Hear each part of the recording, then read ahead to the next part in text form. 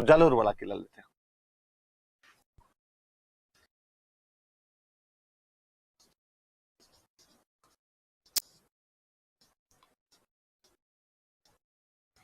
प्रतिहारों का कब्जा हुआ करता था कभी, तो प्रतिहारों का राजा हुआ था नागभट्ट प्रथम, उसने इस किले का निर्माण करवाया था। प्रतिहार राजा हुआ था नागभट्ट फर्स्ट, उसने इस किले का निर्माण करवाया था। कौन से किले का? तो जालोर के किले का निर्माण कौन करवाता है? तो नागभट्ट फर्स्ट इस किले का निर्माण करवाता है। फिर हिस्ट्री में हम कई सारी बातें पढ़ चुके थे जालोर किले के बारे में। हमने पढ़ा था कि मान सिंह ने यहाँ पर शरण ली थी, हमने पढ़ा था कि प्रजामंडल वाले, जोधपुर प्रजामंडल वाले नेताओं को यहाँ पे नजरबंद किया गया था, हमने पढ़ा था कि कानड़ देव और वीरम देव के साके का साक्षी है। वो सारी बातें अपने इसके अंदर पड़ी हुई है। सुकड़ी नदी के किनारे है। मुझे कई बार लगता है नदी का नाम ही सुकड़ी है तो क्या ही बहती होगी। सुकड़ी नदी के किनारे स्थित। इमारतें देखनी है फिर, और तो इसमें है नहीं कुछ। एक तो मेरा हिस्ट्री में फिर बताया हुआ आपको अलाई मस्जिद, क्या इसी का एक नाम और तोपखाना मस्जिद,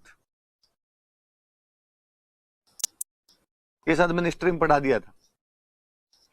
यह है इसके अंदर। और कहा जाता है कि तोपखाना मस्जिद तो किसी टाइम में संस्कृत पाठशाला थी, अलाउद्दीन ने तोड़ के मस्जिद बना दी, इसलिए अलाई मस्जिद। तोपखाने के पास में बनी हुई इसलिए तोपखाना मस्जिद कहा जाता है। अलाउद्दीन खिलजी ने कब्जा किया तो यहाँ पे मीनार बनाई, तो खिलजी मीनार।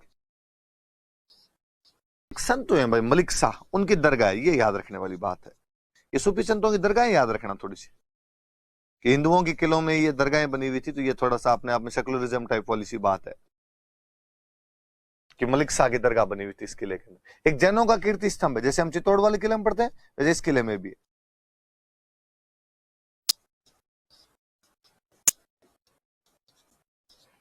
ये मोटी मोटी सी बात याद रखना। अलाई मस्जिद या उसी को तोपखाना मस्जिद, खिलजी मीनार, मलिक शाह की दरगाह, जैनों का अपने आप में कीर्ति स्तंभ बना हुआ है, ये जालोर के किले। तो प्रतिहार राजा नागभट्ट फर्स्ट ने बनवाया था, सुकड़ी नदी के किनारे स्थित। अलाउद्दीन खिलजी कब्जा करके अलाई मस्जिद या तोपखाना मस्जिद बनवाता है, खिलजी मीनार बनवाता है, मलिक शाह की दरगाह बनी हुई है, जैन कीर्ति स्तंभ बना हुआ है इसके अंदर। बहस मोटी मोटी सी बातें ये है।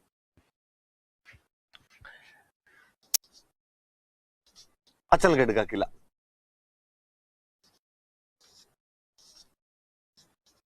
सिरोही में परमारों ने बनाया था किला। सिरोही पे पहले परमार हुआ करते थे साइड में, आबू वाले साइड में, तो परमारों द्वारा निर्मित है।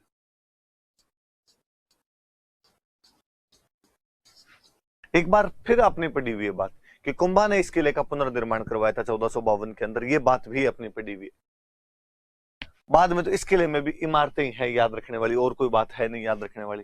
इमारतें जैसे इसके अंदर एक मंदिर है अचलगढ़ में, इसलिए मंदिर का नाम है अचलेश्वर महादेव।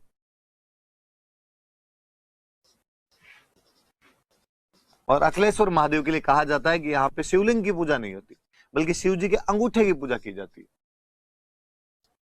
तो पूछे भाई कौन से किले में शिव जी के अंगूठे की पूजा की जाती है? तो वो जो किला है वो अचलगढ़ किला, और उसका कौन सा मंदिर है? तो अचलेश्वर महादेव मंदिर है। इसमें एक राजस्थान के कवि हुए जिनकी मूर्ति लगी हुई है, दुर्सा आढ़ा। तो इस किले में दुर्सा आढ़ा की मूर्ति है। आपको याद आया तो राव सुल्तान के दरबार में थे, और राव सुल्तान के दरबार में इन्होंने एक बुक लिखी थी, राव सुल्तान रा कवित, हिस्ट्री में पढ़ाया हुआ, तो उनकी मूर्ति, ये बड़ी जोरदार बात है। अक्सर आप ये साहित्यकारों की मूर्तियां देखते नहीं है, पर इसमें दुर्सा आढ़ा की मूर्ति लगी हुई है।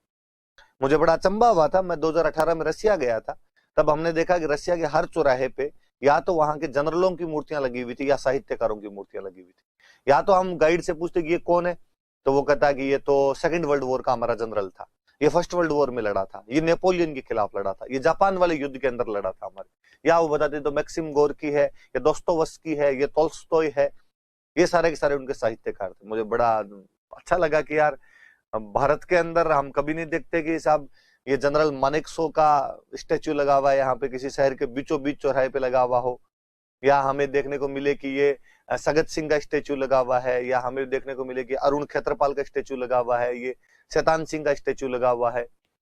जो भी भारत के बड़े बड़े युद्धों के अंदर जो नायक रहे तो उनके बारे में अपने को देखने को नहीं मिलता है। और ये तो फिर भी क्या पता, मुझे लगता है यार छोटे मोटे शहरों के अंदर मिल जाते हैं शहीदों वाले तो, पर कितने शहरों में हमने प्रेमचंद जी के स्टेच्यू लगे देखे, या हम में से कितने लोगों ने सूर्यकांत त्रिपाठी निराला का स्टेच्यू देखा, या कोई निर्मल वर्मा का स्टेचू देखा? मुझे लगता है कई लोगों ने तो निर्मल वर्मा का नाम भी नहीं सुना होगा, या महादेवी वर्मा या मनु भंडारी के स्टेचू कहाँ देख लेते हैं। तो जो देश अपने साहित्यकारों की इज्जत नहीं कर पाता, फौज के जनरलों की इज्जत नहीं कर पाता, इसे बुरी स्थिति तो क्या होगी। पर ये एक बड़ी बात है कि राजस्थान के किले में राजस्थान के एक साहित्यकार की मूर्ति लगी हुई है, वो साहित्यकार दुर्सा आढ़ा है। मैं साहित्य पढ़ाऊंगा, इनके बारे में और कई सारी बातें करूंगा आपसे। इसमें कुंभा और उद्दा दोनों बाप बेटों, कुंभा और उद्दा दोनों बाप बेटों की मूर्तियां हैं, जिनके नाम है सावन भादो की मूर्तियां। सावन भादो ये वास्तव में कुंभा और उद्दा की मूर्तियां हैं। कुंभा उद्दा था उसका बेटा जिसने उसको कुंभलगढ़ में मार दिया था, उनकी मूर्तियां लगी हुई।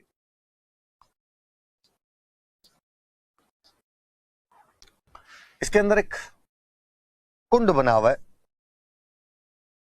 मंदाकिनी कुंड।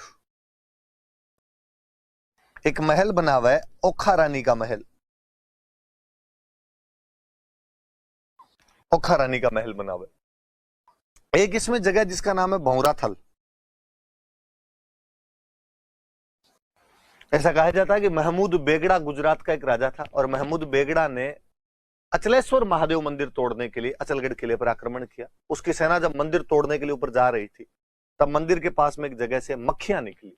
वो बड़े वाली मक्खियां होती है, भौरा मक्खी जिनको बोलते हैं, वो भौरा मक्खियां निकली और महमूद बेगड़ा की सेना पर आक्रमण कर दिया। महमूद बेगड़ा ने हाथ जोड़े और महमूद बेगड़ा ने कहा कि भाई ठीक है डोकरा, नहीं तोड़ेंगे तेरा महल, छुड़ा तो सही। तब जाके उनका पीछा छुड़ा गया था। तो वह जगह जहां से भौरा मक्खियां निकली थी, उस जगह का नाम क्या पड़ गया? तो भौरा थल नाम पड़ गया उस जगह। अचलगढ़ का किला परमारों द्वारा बनाया गया था, जिसका कुंभा 1452 में पुनर्निर्माण करवाता है। कुंभा और उसके बेटे उद्दा की मूर्तियां लगी हुई, जिनको सावन भादो कहा जाता है। राजस्थान के मूर्धन्य साहित्यकार दुर्सा आढ़ा की मूर्ति है। अचलेश्वर महादेव मंदिर में शिव जी के अंगूठे की पूजा की जाती है। मंदाकिनी कुंड और ओखा रानी का महल है। वह स्थान जहां से महमूद बेगड़ा की सेना पर मधुमक्खियों ने आक्रमण कर दिया था, भौरा थल कहलाता है। ये अचलगढ़ के किले के बारे में याद रख लेना भाई। इधर एक और किसी किले की बात करूं तो मैं कहूं सिवाना। सिवाना किला बाड़मेर। वीर नारायण पंवार ने इस किले का निर्माण करवाया था।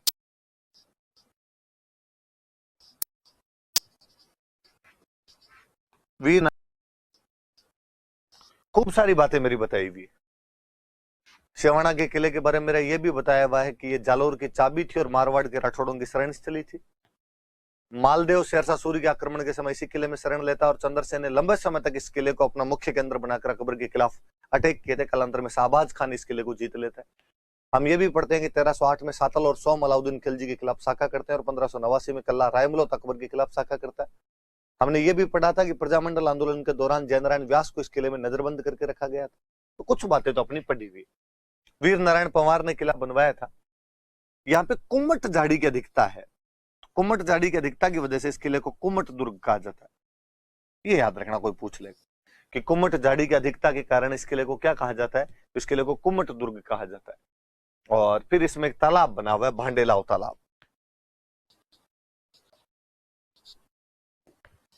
तो इस किले में भांडेलाव तालाब बना हुआ है, ये भी थोड़ा सा याद रख लेना। इस किले में भांडेलाव तालाब। तीन ही बातें हैं। वीर नारायण पंवार ने बनवाया था। कुम्मट झाड़ी के अधिक, कुम्मट झाड़ी का नाम होता है, वो झाड़ी होती है कुम्मटिया, तो कुम्मट झाड़ी की वजह से कुम्मट दुर्ग कहा जाता है। और इसके अंदर क्या बना हुआ आपके? तो भांडेलाव तालाब बना हुआ है। मतलब इधर पश्चिम